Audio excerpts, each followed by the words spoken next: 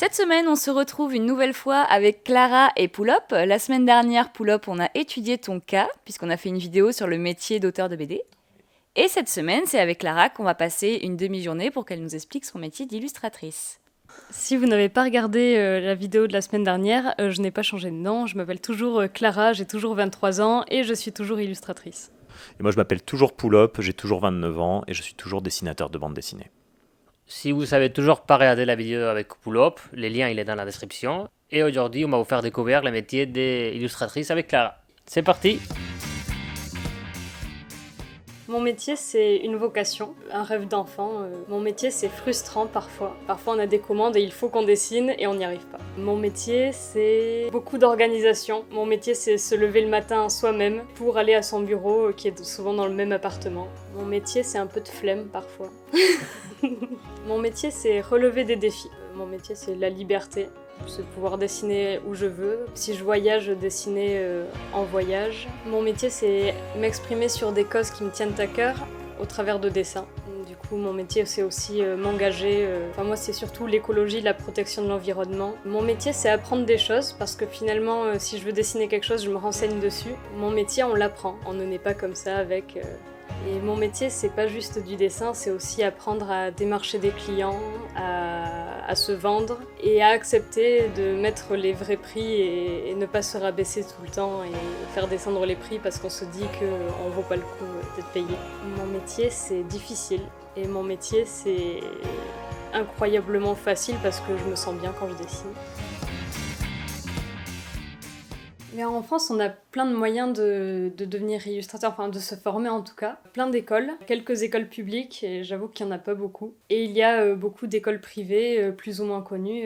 Il y a des grandes écoles qui sont très très reconnues, comme les Gobelins, qui font surtout aussi de l'animation. J'ai fait une petite école privée à Bordeaux. C'était une formation en 5 ans, non en 4 ans. Dans ces 4 ans, il y avait une année de prépa pour se mettre à niveau. Et ensuite, c'était 3 ans de formation illustration bande dessinée. Une école privée, comme on s'en doute, c'est assez cher, c'est un gros investissement. Il y a des écoles à 3 000 € l'année et ça va jusqu'à 7 000, 8 000, 9 000 € l'année. Pour devenir illustrateur de manière plus autodidacte, déjà rencontrer d'autres illustrateurs ou d'autres dessinateurs BD, des gens qui sont dans ce métier-là pour leur parler, leur poser des questions. Mais déjà parce que ça te prouve qu'il y en a qui en vivent, donc ça remonte le moral et ça t'apprend plein de choses. Regarder des vidéos d'illustrateurs qui te donnent des conseils, dessiner un maximum en fait. Faut pas avoir peur de recopier, c'est comme ça qu'on a les réflexes de dessin et tout ça. C'est important parce que ça peut permettre de découvrir toutes les techniques de dessin qui existent, trouver une technique à soi au final. Ce qu'on apprend, c'est surtout beaucoup de dessins académiques, la perspective, l'anatomie, les volumes coloriés au crayon à papier. Ça, on a passé des jours horribles où on devait juste recopier une boule, un cube et une pyramide et faire toutes les ombres au crayon à papier en allant le plus lentement possible. Il fallait faire plein de petits traits et tout ça. On fait du modèle vivant, on a toujours un carnet pour faire des croquis dans la rue. La deuxième grande partie de la formation à l'ESMI, c'était surtout découvrir tout ce qui était dessin numérique. D'une part l'infographie avec utiliser Photoshop, InDesign, mais il y avait aussi sur Photoshop la peinture numérique, donc avec la tablette, c'était plutôt cool. Moi, je crois pas trop à tout ce qui est formation en ligne, en fait. Parce que déjà, la distance, le fait qu'on doit montrer ce qu'on fait, la personne doit envoyer un retour, et enfin, ça manque de direct, en fait, de relations humaines. Si on veut éviter de payer une formation super chère ou d'aller dans des écoles comme ça, le meilleur moyen d'apprendre à dessiner, c'est de s'inscrire dans des ateliers avec d'autres gens. Ça, c'est vraiment un bon truc parce que déjà, on prend du plaisir, ça devient pas une corvée, ça devient pas un devoir. Et on s'améliore sans s'en rendre compte, en fait, parce qu'on dessine pendant 2 heures et à la fin, on sort un truc, en fait, qui est très bien parce que comme on a pris du plaisir à le faire, à la fin, c'est toujours bien. Alors, on va se poser un petit peu dans le canapé et Clara va nous raconter à quoi ressemble ces journées. Alors une journée type, c'est-à-dire vraiment une journée où j'ai rien de spécial de prévu, pas de rendez-vous ou pas de commande à l'extérieur. Je mets mon réveil entre 8h30 et 9h. Généralement, j'ai du mal à me lever. 10h30, 11h, je commence à me mettre à mon ordi. Je commence par faire ce que je trouve ennuyeux, c'est-à-dire checker mes mails, répondre à des clients ou démarcher, renvoyer des mails, tout ça. Tous les à côté du métier. C'est ça.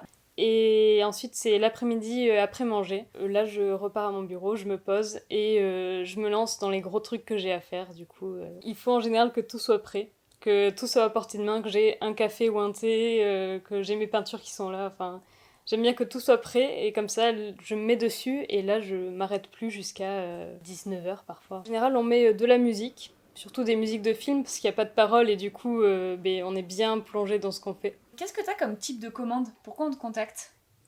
Pour plein de choses différentes. Ça peut aller du petit particulier qui veut un petit dessin pour sa page Facebook ou qui veut un portrait de sa femme et de ses enfants pour le mettre chez lui, à des entreprises qui veulent une illustration pour un logo ou pour de la communication sur un événement, des jeux de société, illustrer des jeux de société, c'est assez courant. Et bien sûr, après, il y a tout ce qu'on connaît, les livres pour enfants, les BD... ou même juste des petits livres où il faut quelques illustrations par-ci par-là pour égayer un peu. Et maintenant, avec Clara, on va parler de l'argent.